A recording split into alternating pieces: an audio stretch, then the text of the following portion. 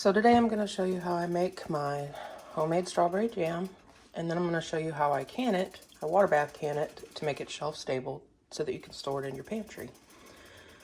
If you hear a bunch of noise, that would be my stove ticking. Usually I voice over these videos, but today I thought I'd try something different.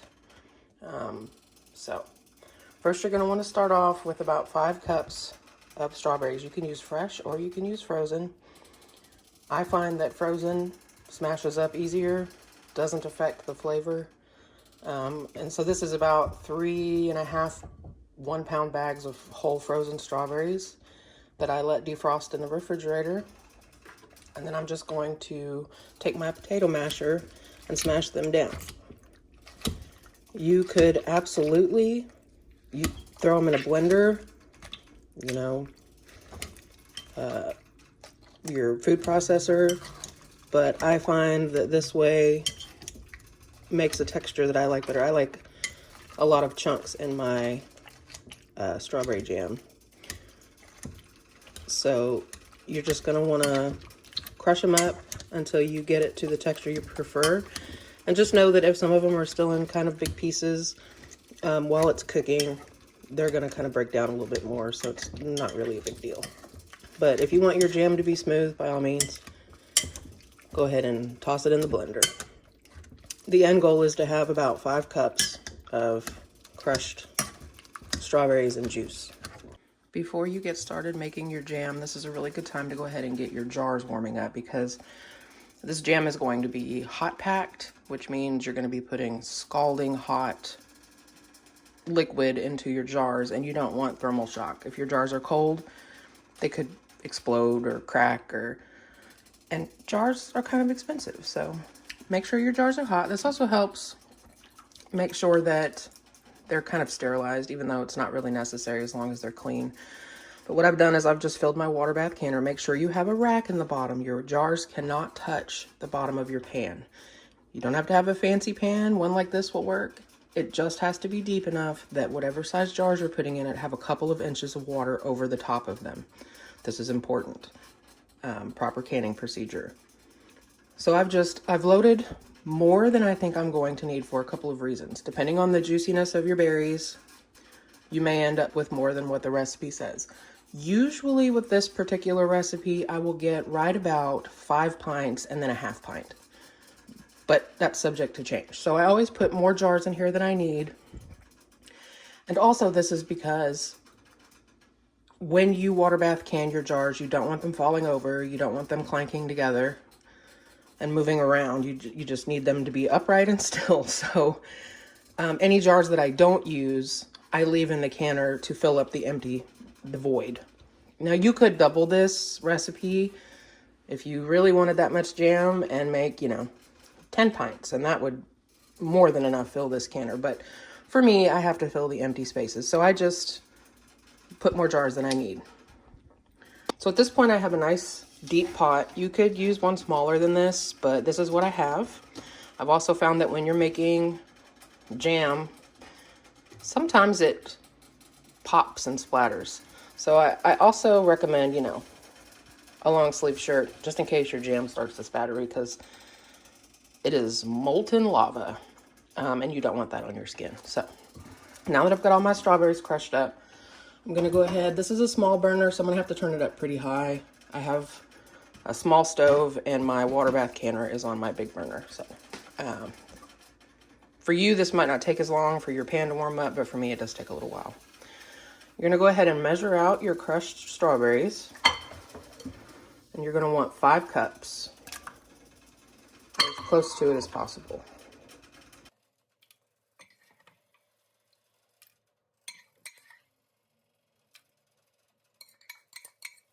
And I'm just a little bit under, but that first spoonful was it was overflowing a little bit, so I think it'll be just fine.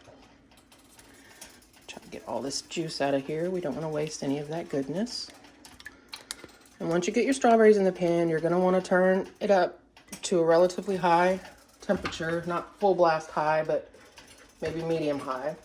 And you're going to want your strawberries to go ahead and heat through. We're not, cooking them to death. We just want them to warm up. So when you start to see steam and you start to see the berries kind of melt down a little bit, it'll be time to move on to the next step. And I'll show you what that looks like. Once your strawberries start to get warm, go ahead and add your lemon juice. You're going to want 1/4 cup of bottled lemon juice, not fresh squeezed. The problem with fresh squeezed lemon juice is the acidity of it is never consistent. You can't know the acidity of a freshly squeezed lemon, whereas if you buy the stuff in the green bottle or an organic brand, you're going to know that that is 100% lemon juice and it's a fixed acidity, which is important to canning. So add your 1/4 cup lemon juice, mix it in really well, and let your strawberries continue to warm up. Okay, here you can see my strawberries are starting to steam a little bit. They're not ice cold anymore. They're starting to warm up. So now we're going to add our fruit pectin. I'm adding 6 tablespoons of fruit pectin.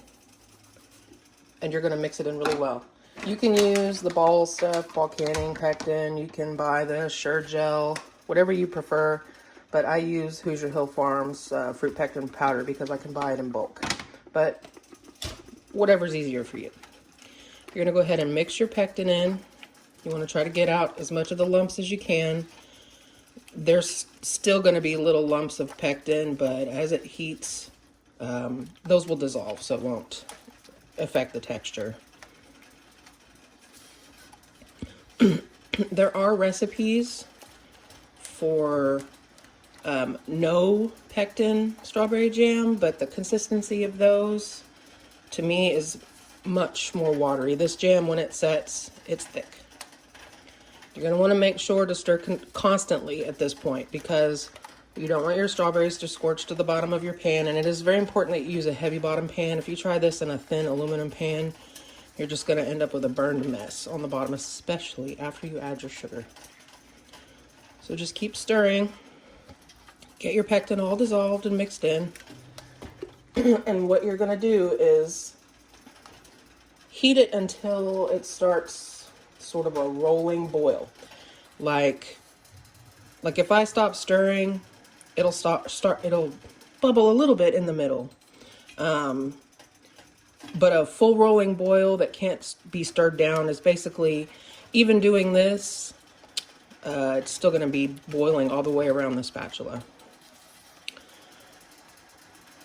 And then once you get to that point, to a boil that can't be stirred down, we're going to move on to the next step, which is sugar. For this recipe, I'm using 7 cups of granulated white sugar. I know that sounds like a lot of sugar. It is, but this is jam, and jam is supposed to be sweet.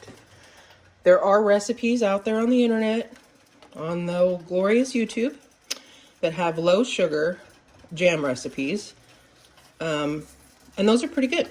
But my family prefers the full sweetness jam, so that's how I make it. But, you know, you can just about find any kind of recipe to cater your dietary needs. You just have to look a little harder. So, I'll be back once this gets to a rolling boil. Okay, we're almost to a rolling boil. And that was just a couple of minutes. Probably would have gone faster if I'd have had a larger burner under this, but it didn't take very long at all. I want to address this foam that you see here on the top. There is a fix for that. When you add your pectin, if you add just the tiniest pat of butter, it changes the viscosity of the surface of the liquid and makes it where you don't get this foam on the top. You don't want to add a lot, just a little pinch of butter. I don't do that. The foam does not bother me. You can skim it off at the end, but I don't want to waste any of this. The foam will raise up to the top of the jar as it's canning, but when you open your jar, you just give it a stir and it goes away. It doesn't affect the flavor, it just affects the appearance. So if that bothers you, just add a little butter at the beginning.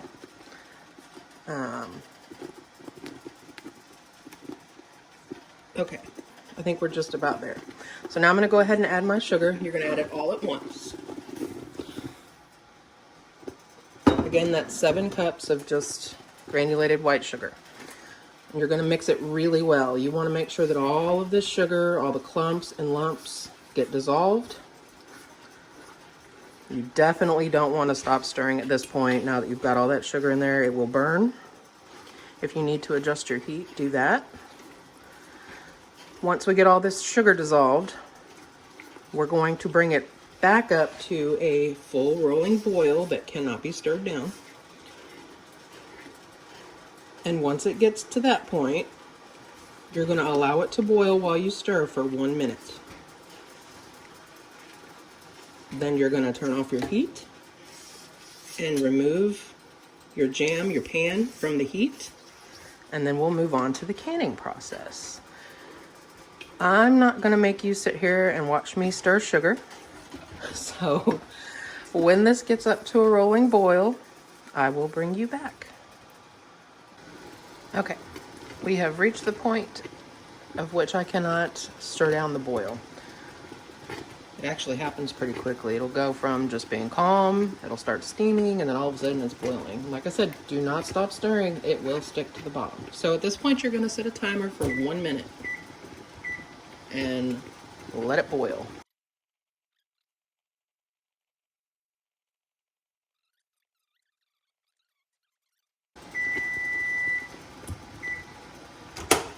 All right, be right back, y'all. I hope that you can see everything here. This is a weird angle, but this is the best I can do for now with what I have. I wanted you to be able to see as much as possible. But would you look at the color of this jam? It's beautiful, beautiful. And you'll see it's still piping hot, it's still steaming. You're gonna need some supplies for this. Go ahead and get them ready in advance. You'll need a nice mat. I just use an old cutting board with a towel. You'll need a wide mouth funnel. Trust me, you will save yourself a lot of time and energy by just purchasing this. You'll need a can lifter. You'll need some vinegar and some paper towels or a clean cloth to wipe the rims of your jars because this is a sticky mess. I have my lids here in hot water. I have a debubbler. I don't really debubble my jam. You can, but it's a liquid with very few solids at this point. And then if you'll notice on this one, it has a ruler for measuring headspace. Headspace is very important in canning, and I'll explain that more when I start to fill the jars. Rings, a good ladle, and you're ready to go. You can purchase kits with this, the magnet for lifting the lids, you know, a debubbler. Usually they come with a wide mouth funnel and a few other things. You can get them pretty cheap on Amazon. I think I paid like 20 bucks for this one. There's cheaper ones out there. They're really all the same. This is the most important tool in your arsenal because these jars are going to be scalding hot. You cannot use your bare hands. So what I'm going to do now is I'm going to remove just a couple jars at a time so that they don't cool off. My house is pretty cool today. The temperature dropped, and I don't want them to get cold while they're waiting to be filled. So I'm just going to pull a couple jars at a time, empty the water back into the pan. I'm really sorry that I can't show you this. I do not have a tripod. I have a little clamp stand attached to my cabinet. So, hot jar onto your towel. I'll just start with 2 and I'll pull more out as I need them. That way when I'm out of jam, all of my jars are filled. I don't have to put the empty ones back in the pan. Funnel. Take your ladle and you're going to want to fill these jars with this hot jam to a 1/4 inch headspace. I'll show you what that looks like. Just prepare yourself when you're making this jam that everything in your kitchen is going to be sticky by the end of the day. And there's really not much, it doesn't matter how careful you are, it's gonna get everywhere. So, but you just pour in and you wanna kind of look at your jar from the side so you can see when you're getting close to that 1/4 inch headspace.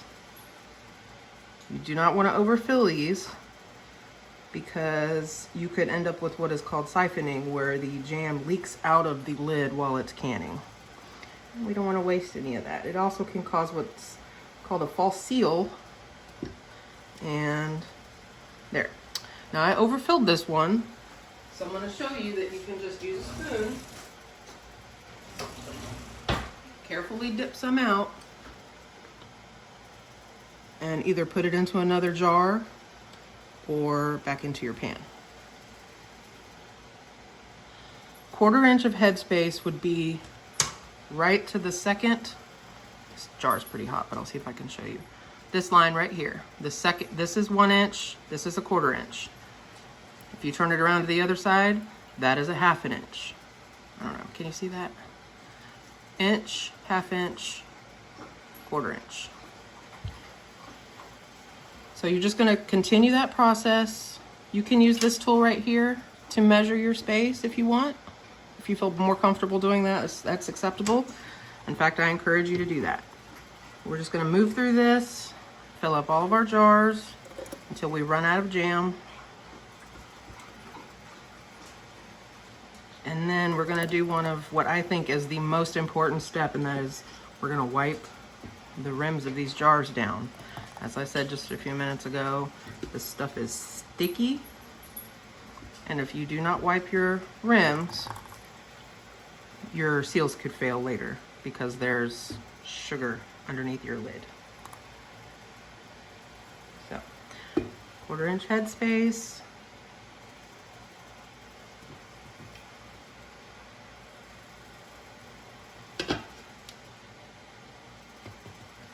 And then I'm going to pull out another jar.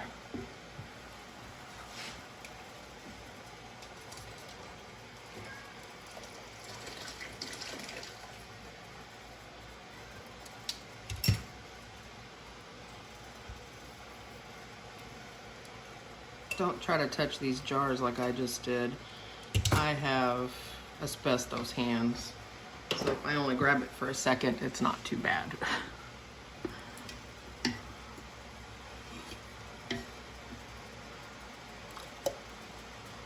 But I'll speed you through this, speed it up so you don't have to watch it really slow, and then I'll meet you at the end.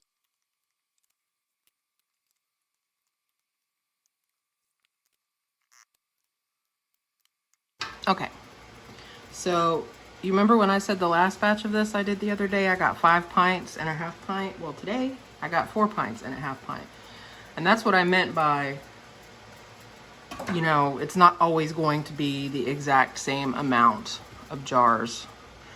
Just depends on the strawberries and the amount of liquid in them and, you know, probably the weather for the day, I don't know. So let me wash my hands. I am covered in sticky mess, and I will be back to show you how to finish this up. Okay, I brought you down just a little bit closer so you could see what I was doing better. So at this point, your rims are probably going to be covered in jam no matter how hard you tried to keep them clean. So I'm taking a paper towel, you could use a clean kitchen cloth, and dipping it in white vinegar. Some people just use water. I like the vinegar. I think that it breaks up the sugar really well that's on the edge, and I found that my jars seal better. But you do you. If you want to use water, use water. But you're just running it around the top. This is where your lid sits to make sure that there's no jam between the lid and the ledge of the jar. There's also a good time to check to see if you have any dings or cracks in the top of your jar. It does happen, overuse. These jars do not last forever, even though we would like them to. But just go around, wipe them all off, and make sure they're nice and clean. I did spill some jam down the side of this jar. I'm not really worried about what's on the outside because after my jars have had time to sit and seal, I'm gonna wash them all anyway. So I'm not really worried about the sticky mess on the outside as much as I am my jar sealing. But as you can see, like right here, huge gob of jam. That lid would have popped right off sitting on my pantry shelf, and I would have been horribly disappointed. So wipe your jars.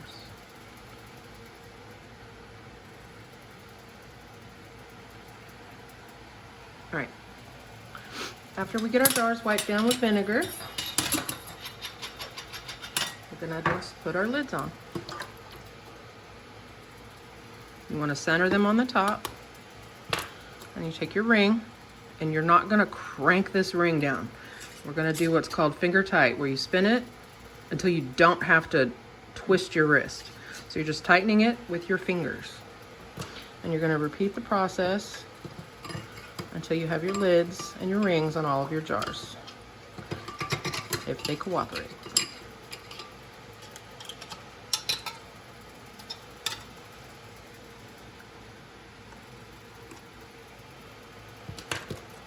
Again, finger tight. Twist it on just until the jar starts to turn. I'm not putting any effort into that twist.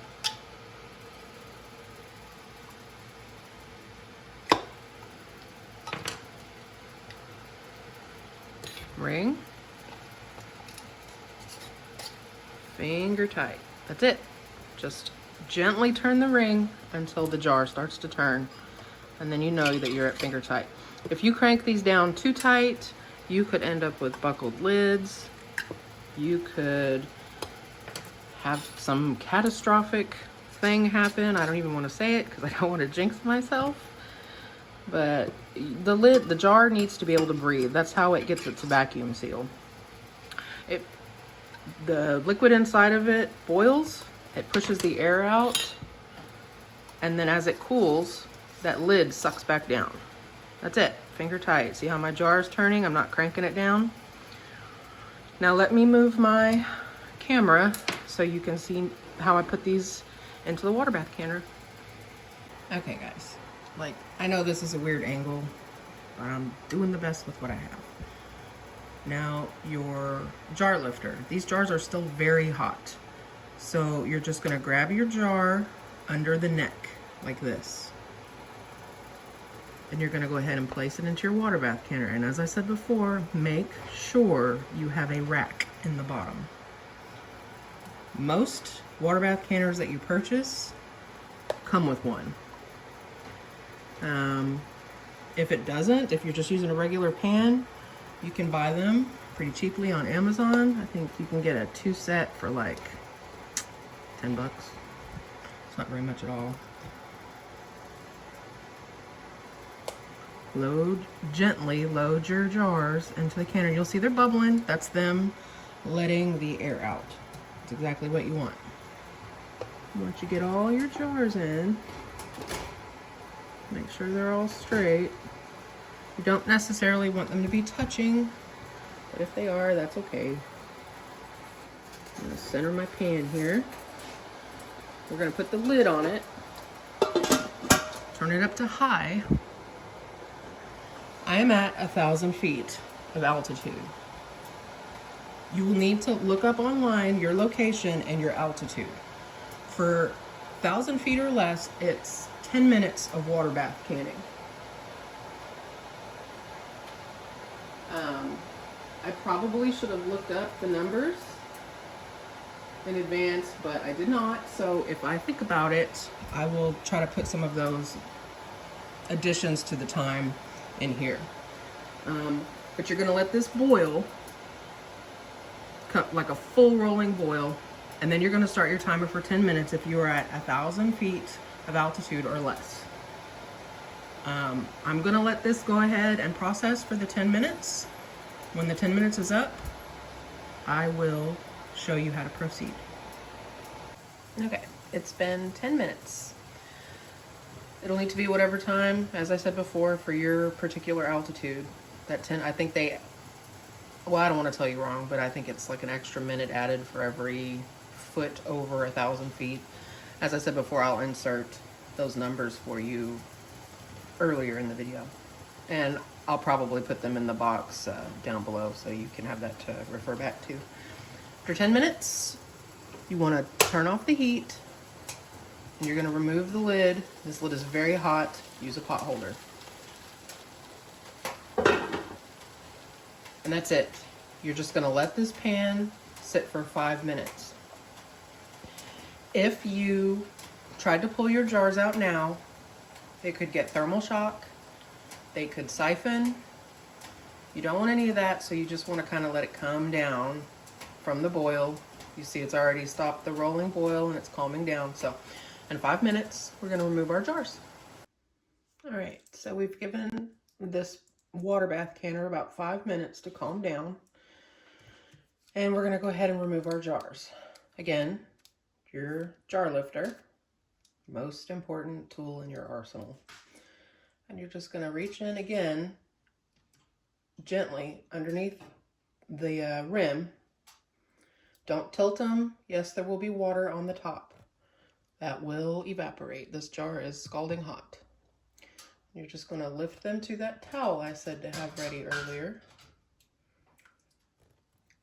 Give them a little space between the jars so they can cool off.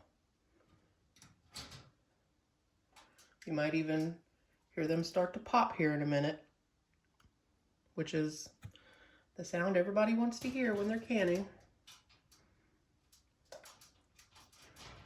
But gosh, look at that color. That is just beautiful.